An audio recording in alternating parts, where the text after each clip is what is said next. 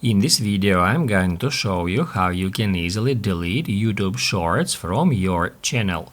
Be sure to watch the video to the very end so you don't make any mistakes. Let's get started, guys, and first off, we need to open up YouTube app. After that, tap right here where it says You. And then, if you scroll down a bit, you will find here the option which is called Your Videos. That's where we can easily find all our videos on that particular YouTube channel, and that's where at the top we can filter those videos by actually regular videos, shorts and lives. I'm just gonna hit shorts here first, and it will show me all the shorts videos that I've uploaded to that channel.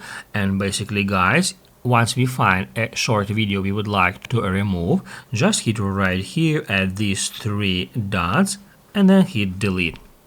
To confirm it, hit right here at delete and it will immediately disappear from that list. So that's how we can easily remove short video from our YouTube channel.